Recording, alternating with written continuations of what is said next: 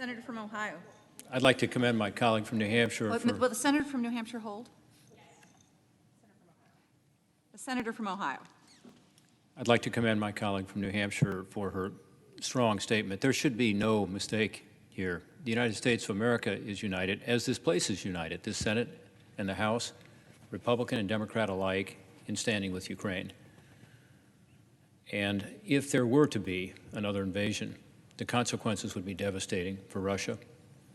It would also, by the way, be very harmful to the stability of Europe and to the cause for freedom all around the world, because then you would have an authoritarian country coming into a democratically elected smaller country and invading it, as Russia has already done with Crimea and parts of Donbass. So this effort tonight on the floor is simply to make it very clear that regardless of what legislative vehicle we end up choosing, or resolution or other, there is no question that we are united as Republicans and Democrats in doing what is nonpartisan, which is standing up for freedom, which is what America has traditionally done. I thank my colleague. Senator from New Hampshire. Will my colleague yield for a question? Absolutely. Because, as you point out, if Putin does invade Ukraine, as you said, it would be devastating for Ukraine, for those of us who believe in freedom and the right of each individual country to determine their own futures. But this would also be the biggest conflict in Europe since World War II. Isn't that correct?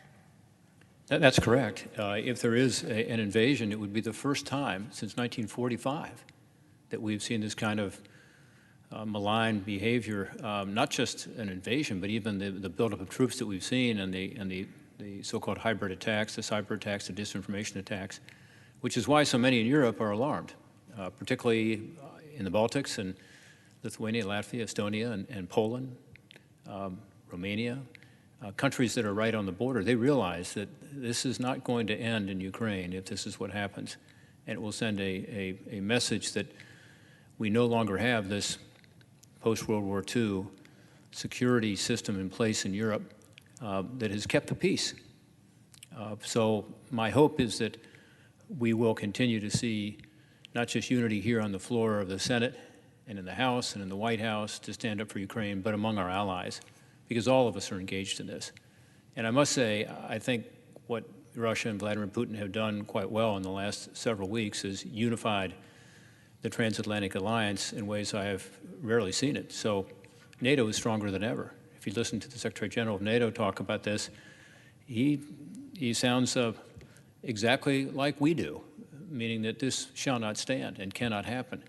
And so I think this is going to bring us together. But deterrence is what we're all about. A peaceful resolution, a backing off, and the ability to allow a free and independent people of Ukraine to have their sovereignty and territorial integrity respected. May I ask my colleague from New Hampshire a question?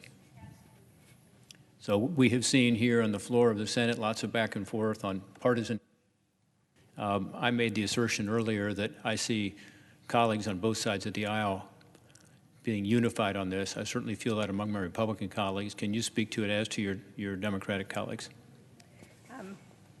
I'm certainly certain the presiding officer would agree with me that in the Democratic caucus we are also united with the Republican caucus in wanting to support Ukraine, to ensure that they can determine their own futures, and to hold Vladimir Putin accountable.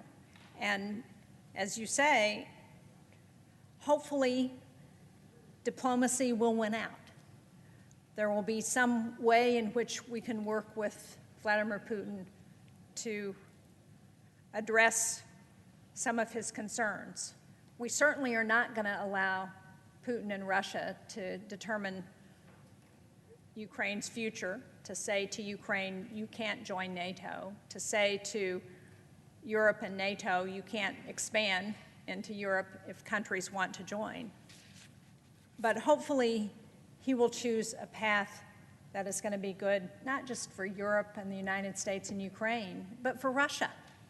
Because in the long run, as the German chancellor said to us last week when he met with a number of senators, he said, in the long run, this will not be good for Russia, for their energy future, because Europe is going to get off Russian energy a lot faster if Russia invades Ukraine. And it's not going to be good for Russia's standing either in Europe or in the world. So hopefully Putin will choose the reasonable approach. He will choose diplomacy, and he will not choose war. And it's our job, the Transatlantic Alliance, those of us here in Congress, to hold Putin accountable if he makes the wrong choice, to make sure that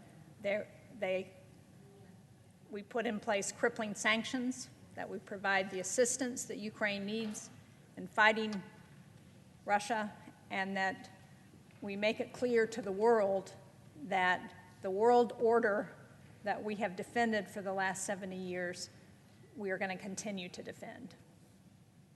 Well said. I yield back my time. Thank you.